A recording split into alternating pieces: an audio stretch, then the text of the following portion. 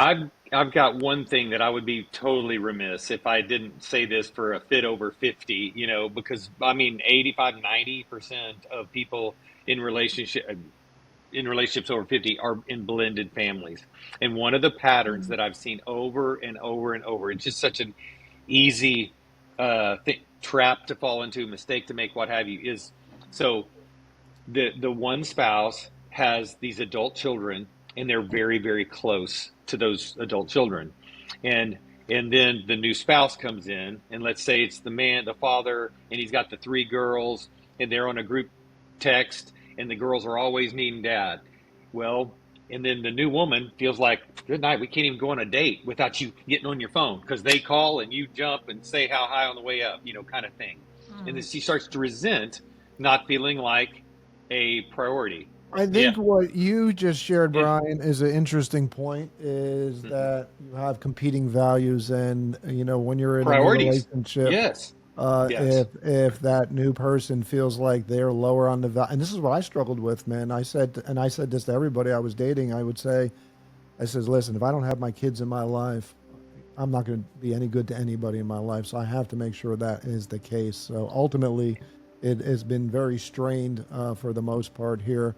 But I know with time and everything else, it will get better here. So, And but the mistake that the guy makes, then it's not just though the jealousy of the new partner, like, hey, well, why am I not a priority?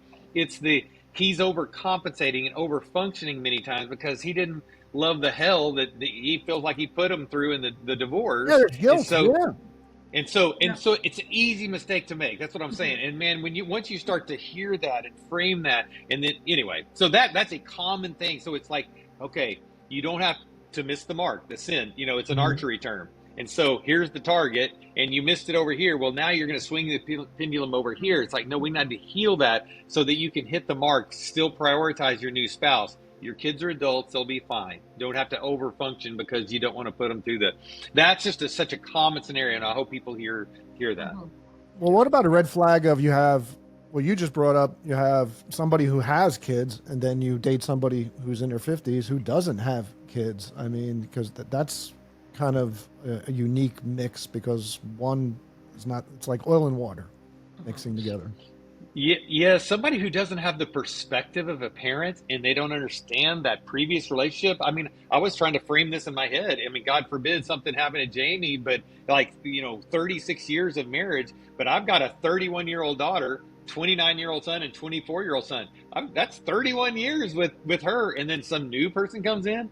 Like, how in the world would I feel like that my priority with Chandler and my years Yeah, doesn't take precedent over that new person? So yeah, that's gonna be a tricky one for sure. Mhm. Mhm. definitely. Kelly?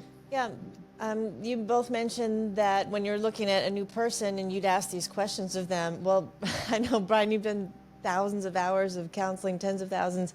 You listen to someone's story by 50 years old, a lot has happened. I mean, what person has not had, oh my goodness, every That's family's got, there's depression, there's suicide, there's, kids are Yeah. on drugs. I mean, at what point you're like, is this too much? Like, Yeah.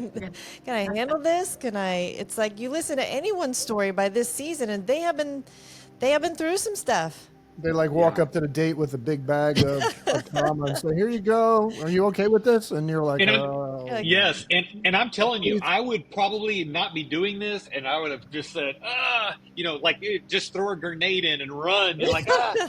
If I mean, literally, I get that, and but if it weren't for hearing like Richard Rohr's describe falling upward, because it is that second half of life, which is not Yes. about chronology. It's about, he says you meet cancer patients in the cancer ward at 12 years old who it's about dying and resurrecting. It's about Mhm. that evolution of consciousness, and it's about being this new person. And hear me, many adults, they never make it. They're just kids. They're just stuck. You see the pettiness and the immaturity, and I don't know why Mhm. we're surprised now that it's being megaphoned out on social media.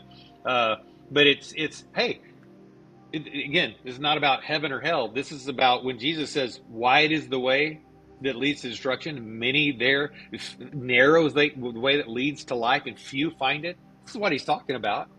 It's just hard. You said it earlier, Mark. It takes a lot of work.